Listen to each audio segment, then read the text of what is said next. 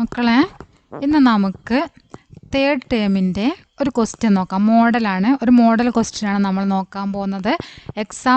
എക്സാമിലേക്കുള്ള ഒരു മോഡൽ ക്വസ്റ്റ്യനാണ് കേട്ടോ. വളരെ സിമ്പിളായിട്ടുള്ള ക്വസ്റ്റ്യനാണ്. നന്നായിട്ട് വായിച്ച് നോക്കുക. വായിച്ച് നോക്കിയതിന് ശേഷം മാത്രം ചെയ്യുക. 2 മണിക്കൂറാണ് നിങ്ങൾക്ക് എക്സാം എഴുതാനുള്ളത്. 25 മാർക്കാണ് നിങ്ങൾക്ക്. ഈ തന്നിരിക്കുന്നത് ഒന്നാമത്തെ ആക്ടിവിറ്റി ഗണ്ട് പഠേം ആർ ഉത്തർ ലിഖേം എന്നാണ്. തന്നിരിക്കുന്ന പാരഗ്രാഫ് വായിച്ചതിന് ശേഷം ഉത്തരം എഴുതുക എന്നാണ് പറഞ്ഞിരിക്കുന്നത്. വായിച്ചു തുടങ്ങാം. ഇത് നിങ്ങൾക്ക് നിർബന്ധമായിട്ട് ചെയ്യേണ്ട ക്വസ്റ്റ്യൻ ആണ്. ഈ ക്വസ്റ്റ്യൻ നിങ്ങൾക്ക് എന്താണ് പറയുക, അത് ഒഴിവാക്കി വിടാതെ തീർച്ചയായിട്ടും ചെയ്യേണ്ട ഒരു ക്വസ്റ്റ്യൻ ആണത്. ഓക്കെ, അപ്പോൾ एक घोंसले में एक प्यारी सी चिड़िया अपने बच्चों के साथ रहा करती थी. वे सब साथ में हमेशा ही खुश रहते थे. मम्मी चिड़िया अपने बच्चों को गाना पानी खोजना सिखाती है. मम्मी चिड़िया अपने सारे बच्चों को उड़ने का प्रशिक्षण देती है. वह रोज उन्हें उड़ना सिखाती है.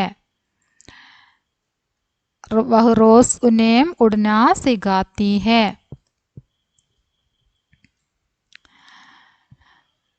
धीरे धीरे उनके तीनों बच्चे सीख जाती है. അതാണ് നമുക്ക് തന്നിരിക്കുന്ന പാരഗ്രാഫ്. एक घोंसले में एक प्यारी सी चिड़िया अपने बच्चों के साथ रहा करती थी. ഒരു കിളിക്കൂട്ടിലെ ഒരു സ്നേഹമുള്ള ഒരു പക്ഷി സ്വന്തം കുഞ്ഞുങ്ങളോടൊപ്പം താമസിച്ചിരുന്നു. വേ സബ് സാത്ത് മേ ഹമേശാ ഹി ഖുശ് രഹത്തെ ഥേ. അവരെല്ലായ്പ്പോഴും ഒന്നിച്ച് എപ്പോഴും സന്തോഷത്തോടെയാണ് കഴിഞ്ഞിരുന്നത്. മമ്മി ചിടിയ അപ്പനെ ബച്ചോം കോ ഗാന പാനി ഗോജന സിഖാത്തി ഹെ. അമ്മ പക്ഷി അവരെ ഭക്ഷണവും അതുപോലെ തന്നെ വെള്ളവും ഒക്കെ അന്വേഷിച്ച് കണ്ടെത്താൻ പഠിപ്പിക്കുന്നു. മമ്മി ചിടിയ അപ്പനെ സാരെ ബച്ചോം കോ ഉഡ്നെ കാ പ്രശിക്ഷൺ ദേത്തി ഹെ. അമ്മ പക്ഷി തൻ്റെ കുഞ്ഞുങ്ങളെ പറക്കാൻ വേണ്ടി പഠിപ്പിക്കുന്നു. വഹ് റോസ് ഉനെ ഉഡ്ന സിഖാത്തി ഹെ. നിത്യവും ആ പക്ഷി കുഞ്ഞുങ്ങളെ പറക്കാൻ വേണ്ടി പഠിപ്പിക്കുന്നു. ധീരെ ധീരെ ഉനക്കെ തീനോ ബच्चे സീക്ക് ജാത്തെ ഹെ. പതുക്കെ പതുക്കെ അതിൻ്റെ 3 കുഞ്ഞുങ്ങളും പറക്കാൻ പഠിക്കുന്നു. അതാണ് നിങ്ങൾക്ക് തന്നിരിക്കുന്ന പാരഗ്രാഫ്. ഇനി ക്വസ്റ്റ്യൻ നോക്കാം. घोंसले में कौन अपने बच्चों के साथ रहा करती थी. കിളിക്കൂട്ടിൽ ആരാണ്? കോൻ പറഞ്ഞാൽ ആര് എന്നാണ് കേട്ടോ. എന്താണ് കോൻ പറഞ്ഞാൽ? കോൻ പറഞ്ഞാൽ ആര്. അപ്പം എന്താണ്? घोंसले में कौन अपने बच्चों के साथ रहा करती थी. കിളിക്കൂട്ടിൽ ആരാണ് സ്വന്തം കുഞ്ഞുങ്ങളോടൊപ്പം താമസിച്ചിരുന്നത്? ആരാണ്? ചിടിയ അല്ലേ? ആരാണ്? ചിടിയ എന്നതാണ് ഇവിടെ ശരിയായിട്ടുള്ള ഉത്തരം. बच्चों को उड़ने का प्रशिक्षण कौन देते हैं. बच्चों को ഇവിടെ ഉണ്ട്. बच्चों को उड़ने का अपने सारे बच्चों को उड़ने का प्रशिक्षण देती है. കണ്ട, മമ്മി ചിടിയ.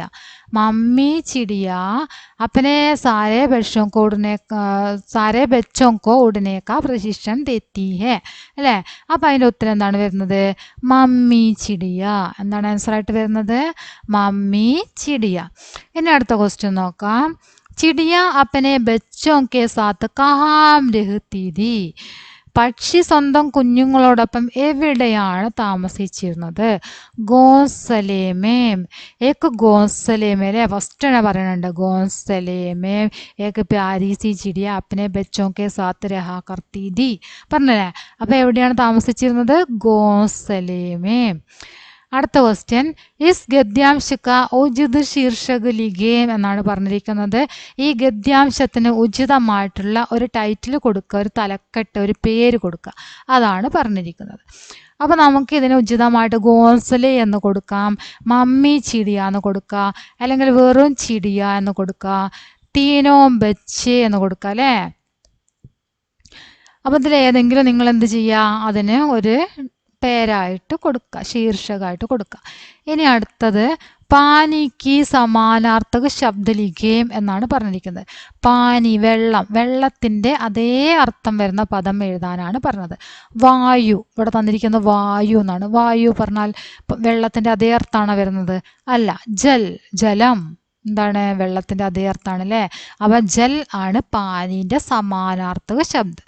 ഇനി അടുത്തത് രണ്ടാമത്തെ ആക്ടിവിറ്റിയാണ് കവിതാംശ് പഠേം और प्रश्नों के उत्तर लिखें. കവിതാംശ് പഠേം और प्रश्नों के उत्तर लिखें.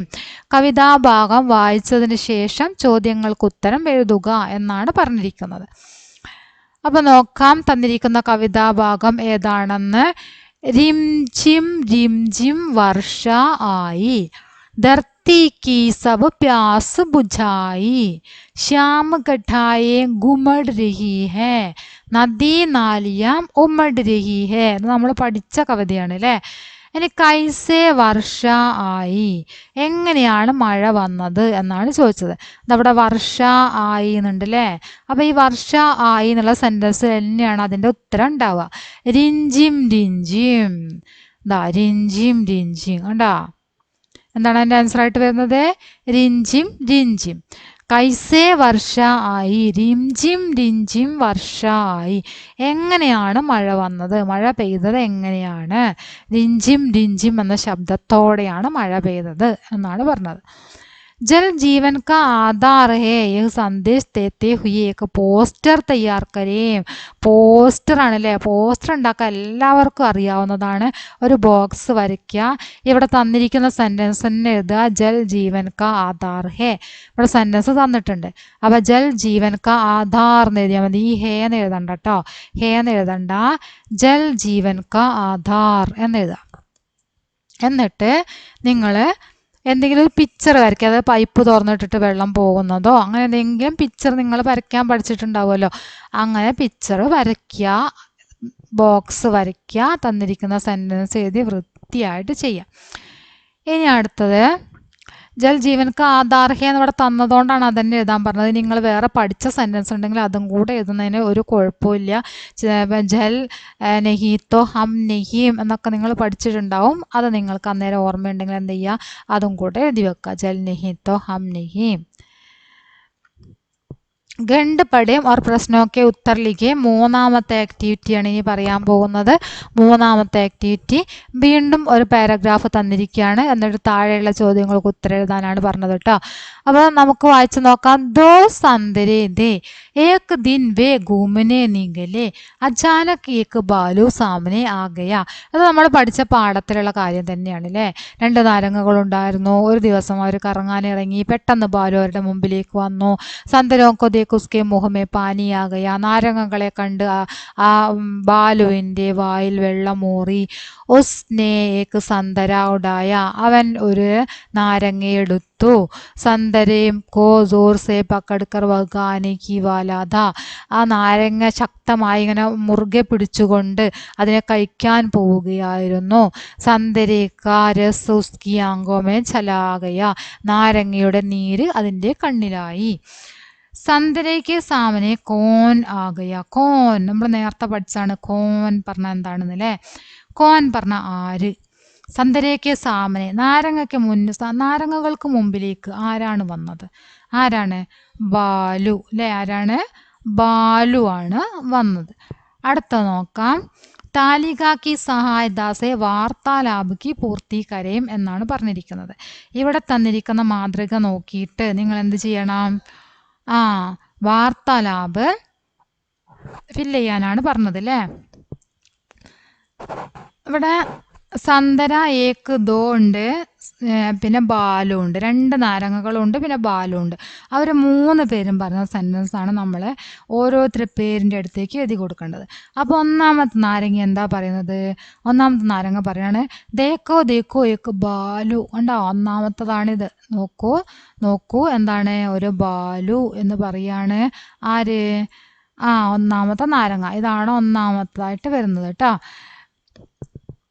അപ്പോൾ രണ്ടാമത്തെ നാരങ്ങ എന്താ പറയുക? ഒന്നാമത്തെ നാരങ്ങ പറയാണ് നോക്കൂ ഒരു ബാലു എന്ന് പറയുമ്പോൾ രണ്ടാമത്തെ നാരങ്ങ ചോദിക്കുകയാണ് എവിടെയെന്ന് ചോദിക്കുകയാണ് രണ്ടാമത്തെ നാരങ്ങ.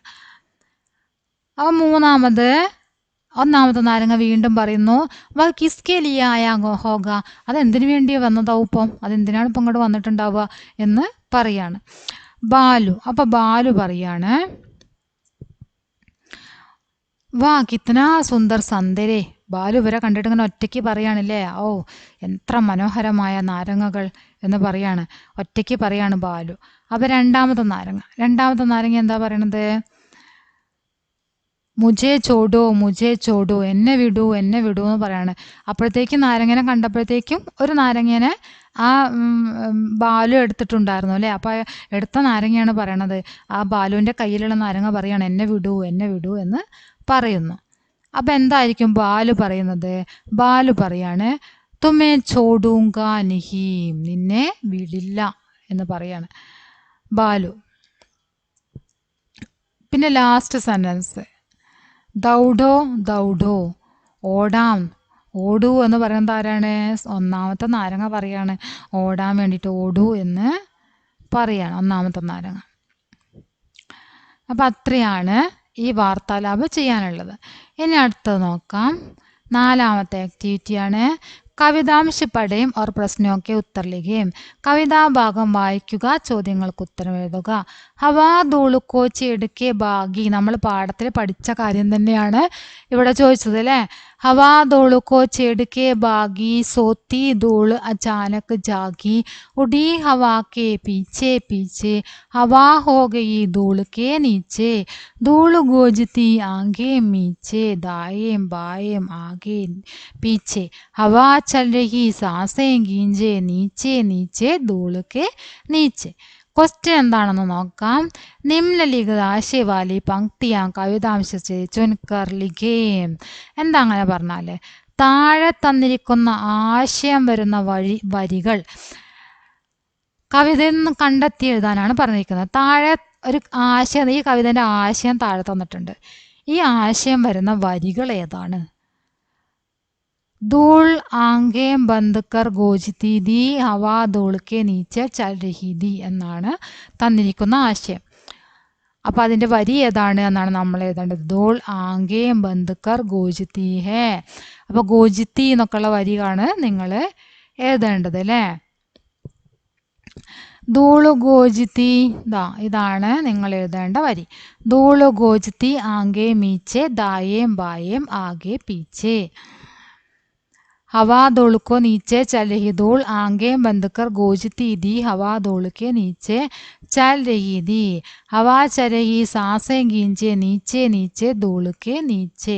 അപ്പം ഈ 4 വരിയാണ് അതിൻ്റെ ആൻസറായിട്ട് വരുന്നത്. ഓക്കെ, ധൂൾ ഗൂജ്തി ആംഖേ മീച്ചെ, ദായേം ബായേം ആകെ പീച്ചെ, हवा चल रही सांसें गींजे, नीचे नीचे धूल के नीचे.